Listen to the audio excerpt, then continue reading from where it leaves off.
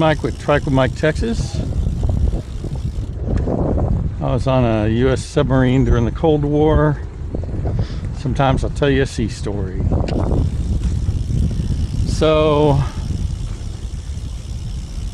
I'm not sure what it's like nowadays on a submarine as far as communications with home. And music and just everything. I mean, now you can get a thumb drive and all your music is, or it's on your phone. You know, all your music's on your phone or a thumb drive or something, and you can listen to all your music that way. And I'm talking all your music. And some that's not yours.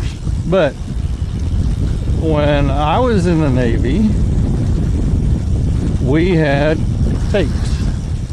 So if you wanted music, you brought cassette tapes. And as many as you could, space was limited. And you might could get 48 tapes in a little case that would fit in your bunk pant. And so that's what you had. That's the space you had. I had purchased right before our Westpac, they were still pretty new at the time, a portable Sony Discman for CDs. Of course, it was not cheap. And I had actually bought some CDs before I got that, because I knew I was going to go get one at some point. And I had 3 or 4 CDs that I listened to. And then, you know, somebody else had 3 or 4. And then, you know, between several of us, we had maybe 15 or 20 to listen to.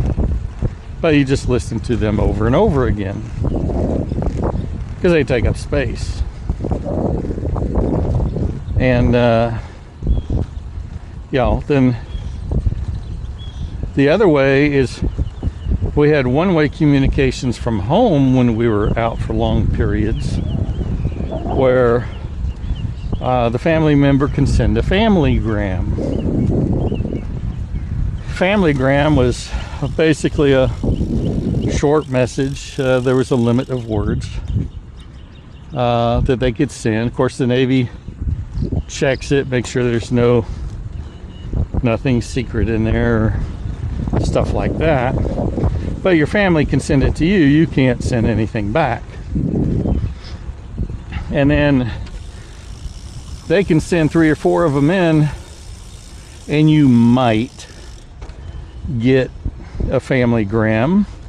The Navy will send it at the end of whatever other messages they have for us. And often their messages were longer, and not very many familygrams could come over, or we had to disappear sooner than we wanted to and had to stop the retrieving of messages, or whatever the case may be.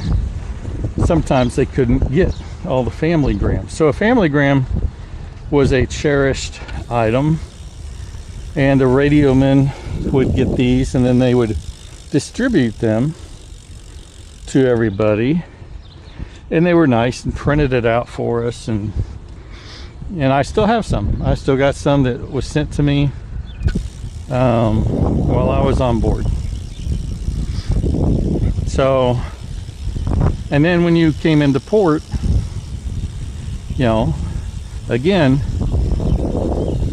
people don't see payphones around much anymore, but that's what you had. You had on Navy bases, especially overseas, you had a big kind of room with a lot of phones that you went up to usually a clerk and got time on a phone, and then, you know, you got charged for that.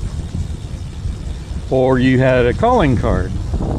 So a calling card was a way to call somebody long distance, because long distance used to be No, the next city over could be long distance for you. But the calling card will allow you to call that number and charge the call back to your number. So my parents gave me a calling card to call home with wherever I was in the Navy. Of course, at the time, I don't know if they were thinking Japan or Guam, but either way, I got this card to call back. And, you know, I started dating my wife while I was in the Navy. She was back home. And we called regularly. And for quite some time. Now, my parents, being the super duper greatest parents of all, never ever told me what these phone calls cost. I didn't know. I've never paid a phone bill in my life. And so I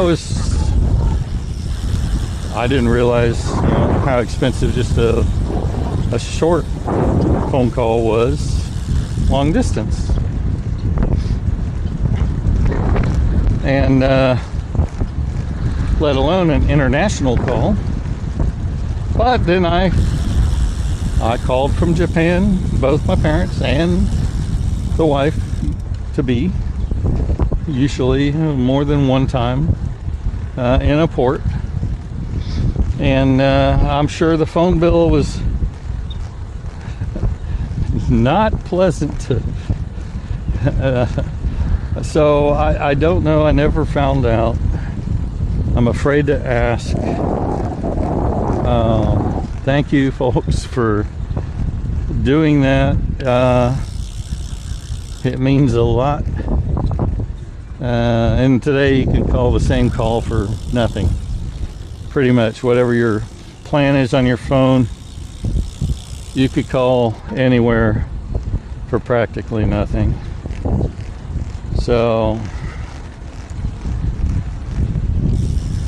pretty cool technology, huh?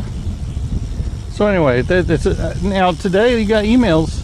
We didn't have emails. There was no such thing. No such thing. So I'm wondering if they can get emails now. If it's still a constraint, I'm sure. Morning. I'm sure that the Navy looks through that stuff before you get it, you know, or send it. But either way, I would think they would get them. And if that's the case, you know, especially a surface ship like a carrier or something, you might have regular emails, and that wouldn't be so bad. You know, we go 3 months, you know, sometimes, and not hear anything from anybody. So that's my sea story. Thanks for watching.